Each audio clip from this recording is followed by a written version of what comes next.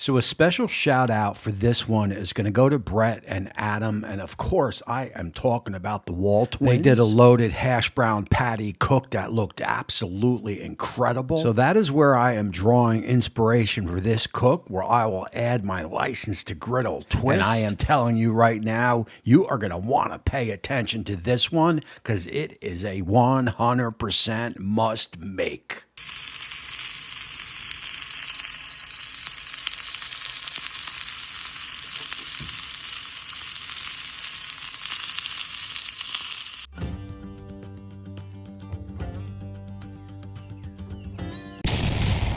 As always, you can get a full ingredient list on this cook down in the description under the show notes, but I could tell you right off the bat, I wanted to keep this one simple. I wanted to keep this one all about the steak and potato vibe. That is definitely what I am feeling. Alrighty, all, welcome back to License to Griddle. Of course, my name is Tommy, and like every cook, we are going to get some fresh oil down. And look, you are going to want to sit back and relax and watch this one play out, because I played this over in my head, as I may have mentioned in the opening, well, like I mentioned in most of my videos, and I think we're going to be on to a great one here. I mean, it all just sounds so perfect that I cannot wait to see how this one comes out. And I do have a little bit of a trick to show you, so stick on for that. So look, clean griddle check. We will get some more oil down now. And the first thing that are going to go on are going to be the onions. And of course the mushrooms. I know there are a lot of people out there that probably don't like mushrooms. I mean, substitute what you need to substitute. I've purposely left all vegetables out of this recipe, as I'm going to go for that classic steak and potatoes feel. And I can also tell you my griddle is fired up full right across the board as a plane flies over again as usual, as Molly goes get ready to bark. And we are 250s, 300. So we're going to catch up. It is going to heat up as we go. That is going to be fine. And of course, I've got my frozen hash browns here. We will get those down like a deck of cards. I mean, how many are we going to use for this recipe? I have no idea. I've only got one steak, so this is going to be plenty. Let's just get a little fresh oil down. Remember, my grill leans down. I say it on every video, so the oil is just going to lean into the food. I mean, look, we are definitely going to need some butter, so we'll get that butter down. I've got some pre-cut garlic clove. We will get that down. Everything tastes better with garlic in it, so why not? You know, anytime you are doing these griddle cooks, your pre-prep is so important. Have everything ready to go. You know, spend 5-10 minutes in the house. I have a big plastic that I take my time, plastic tub that I take my time and load it up with everything that I need, the oil, the butter, all my ingredients, and I carry it out here to the shack. That way I don't have to keep running back and forth into the house. So pre-prep, anytime you are doing griddling or even working that barbecue pit, have everything sliced up, diced up, pre-prepped up, and you will enjoy your cook a lot more, I can guarantee you that.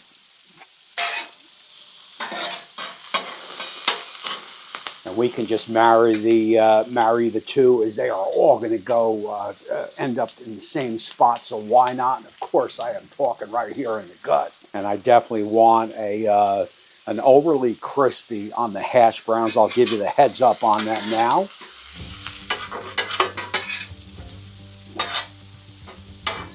As my griddle is now up and over 350. Now here's a little trick I wanted to show you guys. If you need to get your griddle as super hot as possible, this is basically what I do here. I'll get a little bit of oil down on the griddle.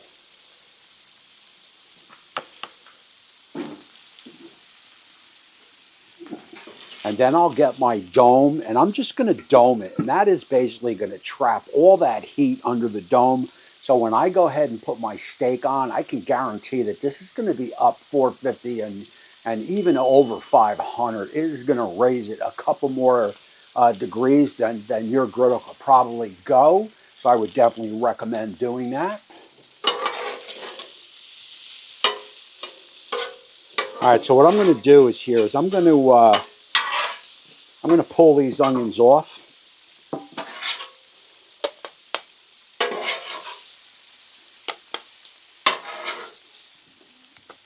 I mean, these are looking good right here. We will get these off to the side. My concentration is going to be on this steak right here. Hash browns can come up front here into the middle. Let's get a little bit more oil down on these hash browns.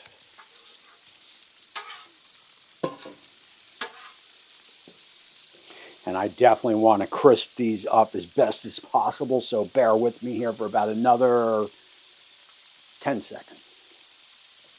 Alrighty, look, it is time to get the steak on. I will get these hash browns moved over here to the side where they will continue to cook. So guys, I can tell you underneath the dome is 547. That is where you want to be. We are looking for a nice sear. I am looking for a rare to medium rare steak, man. I am basically going to do about 3 minutes on the first side, flip it, and let it go for about another 2 minutes. That should get me to where I want to be. And just like that, set a timer for 3 minutes. And hash browns are getting to exactly where I want them to be. And you always want to maintain nice contact. If you were doing a steak with a bone in, you would put a weight on it to stop it from curling. This is hitting pretty good.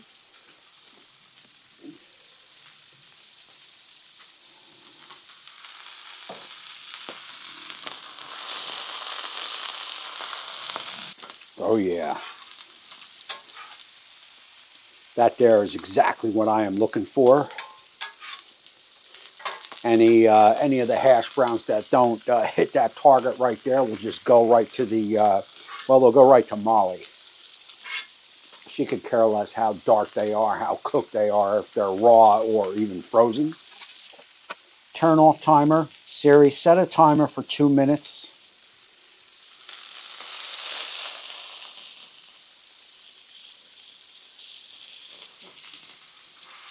That'll work. Now this is where sometimes too you may have to put a weight on it. I mean, we are pretty good. Plus I got protection under these gloves, which is going to allow me to keep it good contact with the griddle.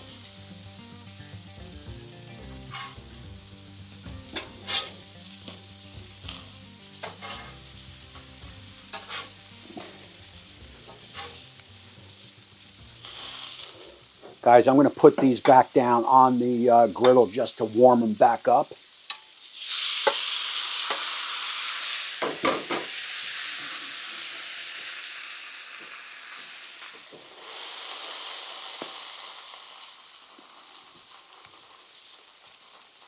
You got to love the smell of steak on the griddle with that fresh cracked black pepper and kosher salt. I'm not sure if the kosher salt adds anything to that, but I certainly know the black pepper does. Hash browns are looking good. Alrighty, so look, what I'm going to do here is I'm going to pull the onions off. I'm going to have to cut this steak, which I'm going to do right here on the griddle, but I am going to set everything up over there at the board, set up or plate up. Onions come off.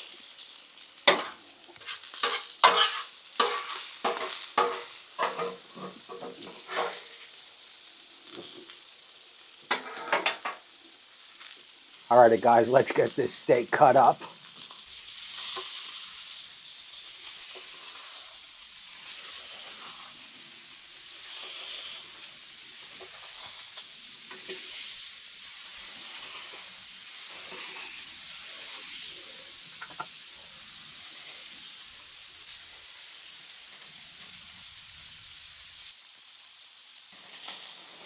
While too rare for some, that is exactly what I'm going for.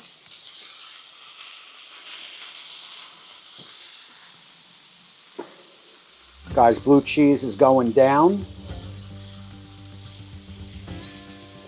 Now, if you've never had blue cheese on a steak, man, I have to tell you, you're missing out. I know some people don't like blue cheese, but man, the flavors that it does to a steak is so friggin' good.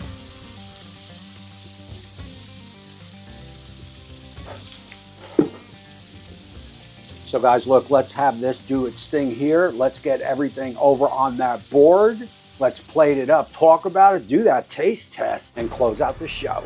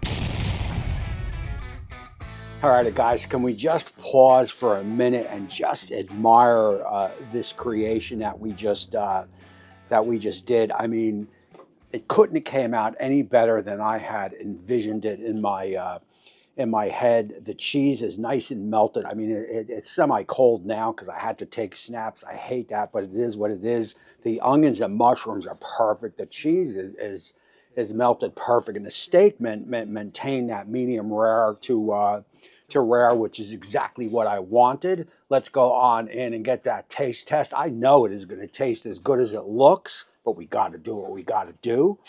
And I'm also going to break out my mom's 1970s silverware set for this taste test. I want to get make sure I get a nice piece of blue cheese. The hash browns also are perfect. Blue cheese on, steak on, got to get the hash brown, bear with me.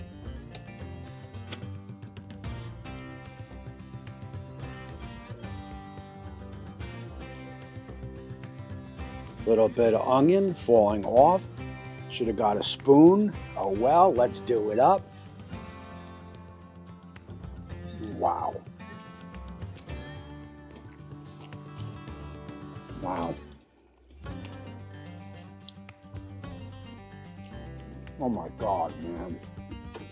Guys, this is, I know I say this on every video, man, but this may be the best thing I've cooked on the channel. If you like the flavors of blue cheese along with steak, I mean, this is absolutely incredible. I mean, I'm a big blue cheese eater. I eat it on burgers, you know, steak like this, or I'll just eat it like an apple. The flavors in this are friggin' are off the hook. The blue cheese is nice and melted. I mean, I don't know where to go after this. I mean, this is just crazy good, man. This is something you definitely have to make. Tag me on Instagram if you do. Let me know what your sides are, if you've used blue cheese or not.